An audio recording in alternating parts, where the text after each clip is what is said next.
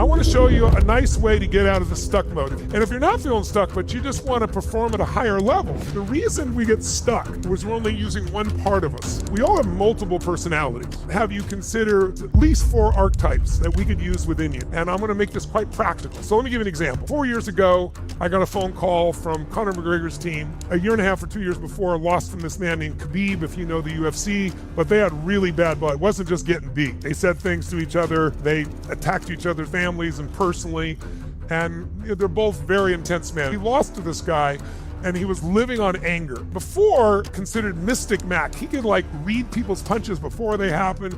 And so he said, look, Conor's working his tail off. He's really committed to getting better, but we really want to tune up the psychological part to make it as strong as possible. And he believes in your work, so would you come work with him? So I did. I don't share everything I do with someone, but I can share this because it's general. One of the things I did was I saw that he was only using part of himself because he was so angry. So I explained to him there are 4 archetypes, 4 ways of parts of yourself that you could tap into. First part of you is called the warrior. Think of the warrior as the part of you that will not be stopped, that'll push through any limitation, a part of you that it doesn't matter how afraid you are, there's no courage if you're not scared. Courage is you're afraid, but you do it anyway. It's like if you're really scared, courage is it's a muscle. You learn to push yourself through it. Well, the warrior will push themselves. They'll find their courage. They'll push through. Even if they're afraid, they'll do it anyway. He's going to fight this guy named Cowboy who had all kinds of records. I said, if you go in there, this warrior in you is going to be a part of winning. I want you to discover where this warrior is. And we're going to do some weird stuff. Think about if this unstoppable part is in you, where does it live in your body? And I said, I don't want you to think intellectually. I just want you to touch the part of your body where it is. And he touched right up in here, the top, right, this clavicle area. He goes right here. I know this sounds weird, but I want you to make the sound of the warrior. And he made this lousy little sound. I said, no, I mean fully embodied. And then he made this roar sound that shook the building. I said, that's it. Make the sound again, or made the roar sound. He's touching it. He's focusing on it. He's making this sound. I said, what color is the warrior? And for him, it was green, right? So, and what's the sound of the warrior? Make the sound. What's the warrior say? So we're going to do this, but I got him to activate it. It's not like I have a warrior over there. I'm intellectually thinking there's some part of myself that can figure this out. No, it's embodying that part of yourself. And then once he's in that state, several times touching that part of his body, focusing on another color, making the sound of the warrior, then I said to him, I want you from this warrior state to finish this sentence. The warrior says, Conor, so in my case it'd be the warrior says, Tony, all you need to focus on. I want the warrior's response. So I got him again in state, cranked the energy, making the sound, everything else. We did the warrior. There's another part of you called the magician. The magician is the part of you, the warrior will fight through, push through, won't give up. It has this drive, this energy, this strength. It's scared to still make it happen. Has a totally different approach. The magician is like magic. It's like the magician knows it all can change in a second. It's all perception. You change what you focus on, you change instantly what you feel and what you experience.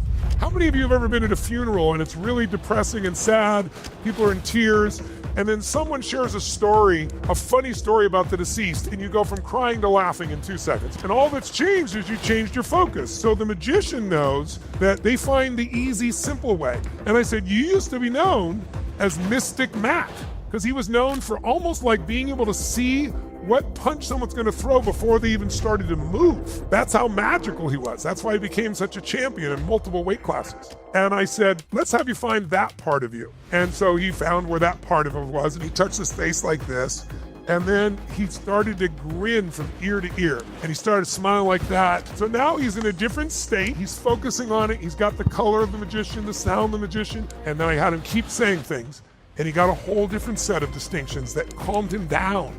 I said, you've been overusing your warrior because you're so angry, and your magician's been on the sidelines not participating in your fights. His eyes got really big like this, and he goes, you're so right. It's so different when I'm there. I need the warrior, but I need the magician too. We get stuck when we only use one part of ourselves. Third part is the lover. That's the third archetype. The lover, everyone know what the lover is. The lover is the part of you that loves life, loves work, loves people, loves everything. It's that joy, it's that flow. It's a completely different state than the warrior and the magician. And so he touched his heart, and he started breathing in his heart, and then he made the sound of the lover, which was a sweet little sound that you would never expect coming out of Conor McGregor. Okay, now that we did it multiple times, he was really in state, and then I had him just out loud say, the lover says, all you need to remember, all you need to focus on, all you need to do is. He realized that the lover he used to love fighting, he used to love being with his team, he used to love training, but he'd gotten so angry, the lover was put aside, the magician was put aside, and the warrior was worn out. If you've been through a lot of tough relationships that haven't worked out, you might feel your lover's worn out. We need to bring maybe your magician and your warrior back to get you back in the game.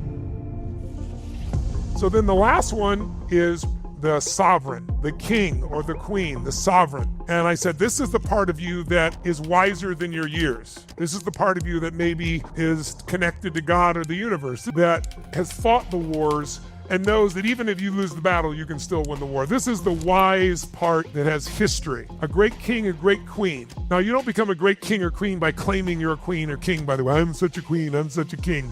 People do that on social media all the time. The way you become a king is you become a servant. Hero is the word most of us know. To be a hero, its Latin root is servo, which means servant.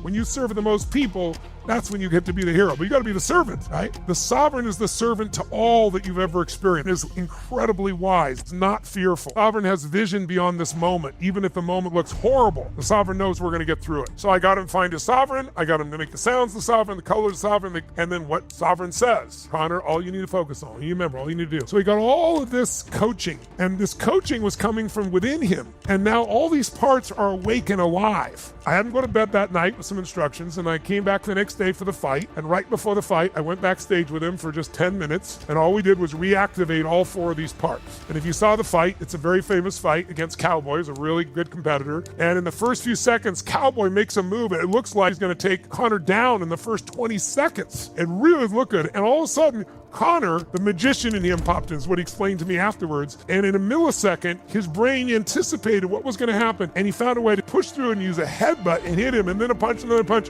The whole fight was done in less than 60 seconds. But what I was most proud of in Conor, he didn't sit there and just suck up the victory. He went over immediately, picked Cowboy up, and he hugged the guy. And he goes, man, you got records I don't even have. And then Cowboy, his mom died years ago, so he had a grandma, and she was there. And Conor went up and hugged the grandma and said how much he respected it. I just thought it was such a beautiful moment. And then afterward, in the press room, he talked about he's got records I don't have. I have so much respect for this man, and I'm grateful that I was able to find the opening and make it happen. And when I asked him afterwards, he goes, Tony, it was unbelievable. My warrior was ready. I was loving being there, just being there. My sovereign was in charge. My magician just found that opening, and boom, it was over in less than a minute. It lit up like a Christmas tree.